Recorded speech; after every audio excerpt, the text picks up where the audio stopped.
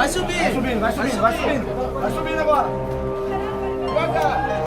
Meu Deus do céu! Segura ele, cara! And the clock is ticking. We are in the fight of our lives and we are losing. Greenhouse gas emissions keep growing. Global temperatures keep rising. And our planet is fast approaching tipping points that will make climate chaos irreversible. We are on a highway to climate hell with our foot still on the accelerator.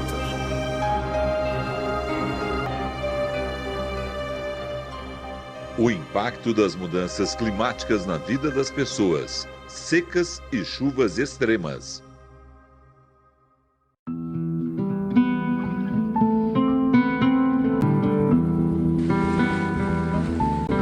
No Brasil, as chuvas intensas têm se tornado cada vez mais comuns. Em janeiro de 2022, a cidade de Franco da Rocha ficou devastada. O centro ficou completamente alagado. Pelo menos 18 pessoas morreram. Antônia é comerciante da região. Para ela, o prejuízo foi grande.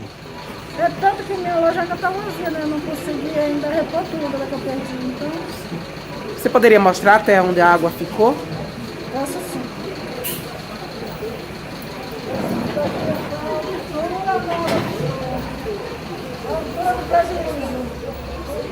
Aqui nós tínhamos uma produção de 1,40 m dentro da loja, a água nessa altura aqui, ó. Toda essa proporção de dentro da loja, isso da entrada da loja até o fundo da loja. Então, por aí você já deve imaginar a proporção do prejuízo. Então a gente fez um cálculo de 115 mil. Segundo o Instituto Nacional de Pesquisas Tecnológicas do Estado de São Paulo, o panorama na região metropolitana na época apontava que Franco da Rocha teria 220 milímetros de chuva. No entanto, entre os dias 26 e 30 de janeiro, choveu o dobro, com registros superiores a 400 milímetros. E quando aconteceu isso, foi uma coisa muito triste. Muito triste, os vizinhos, os que ficaram teve que meter a mão na massa e ajudar lá em cima. 11 meses após a tragédia, a prefeitura colocou essa grade de contenção, que é uma espécie de muro improvisado.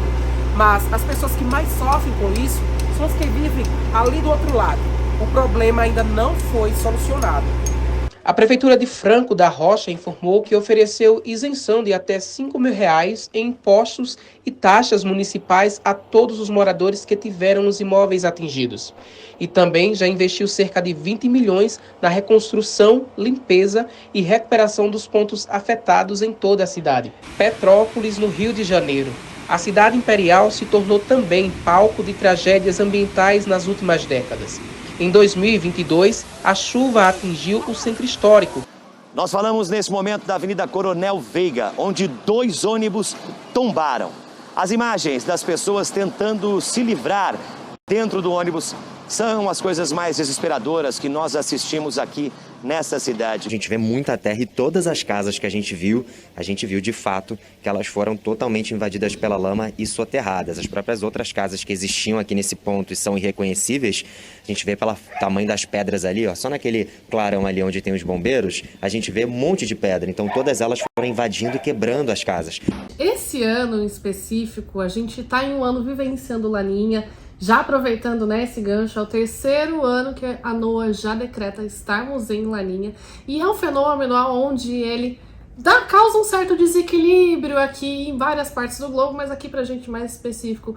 No Brasil, ele provoca chuvas mais extremas em algumas áreas e secas mais severas também em outras. No caso que a gente teve, né, das chuvas que aconteceram em Franco da Rocha, das chuvas que aconteceram até mesmo em Petrópolis, foram causadas por fenômenos de zacas que aconteceram, que se formaram em áreas do centro-oeste até o sudeste. Por que a zaca se forma? Porque ela é desencadeada, favorecida pela Laninha. Bom, pegando mais um panorama geral, onde a gente pode ver do que a Laninha pode causar pra gente aqui no Brasil, chuvas em maior escala em áreas da metade norte e nordeste do país por conta da intensificação dos ventos alísios que transportam mais umidade vinda das áreas da região do Atlântico Equatorial, transportam mais umidade para essas áreas, provocam mais chuva, consequentemente a gente tem outros eventos desencadeados, como as cheias intensas que aconteceram já no último ano, em áreas da região amazônica, na bacia do Amazonas, até mesmo em outras bacias da região norte do país,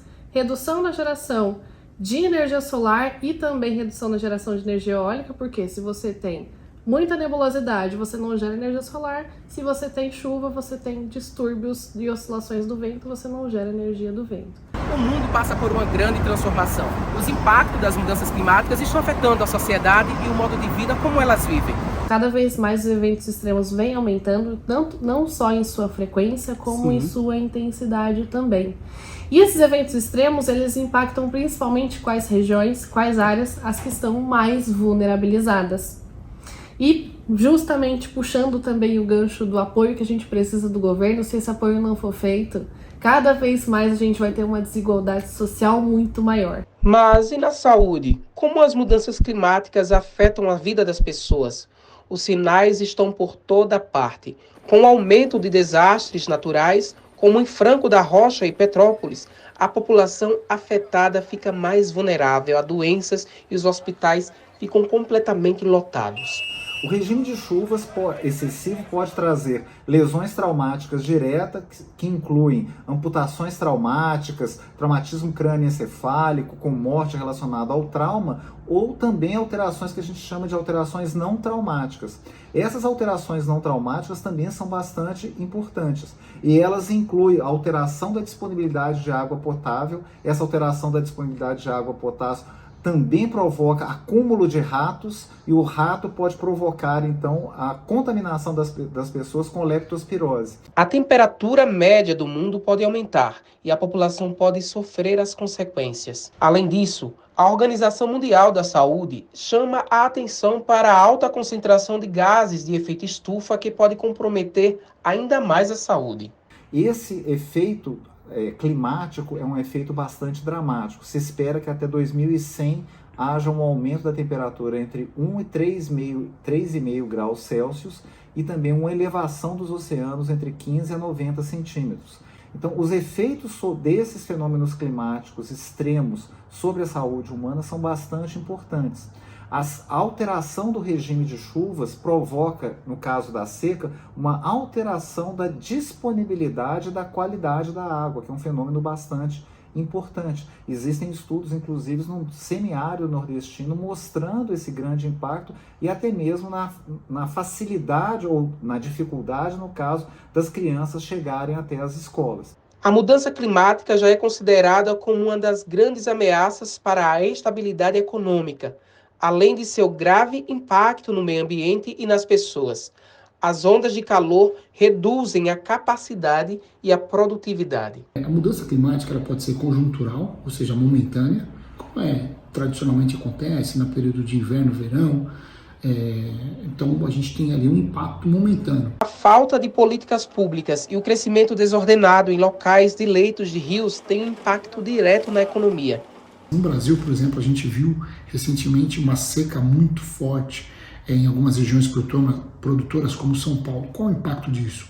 O aumento do custo da produção de energia e, obviamente, também o racionamento de energia que impacta na produção de bens industriais. Isso acaba elevando o custo final para o consumidor, seja ele consumidor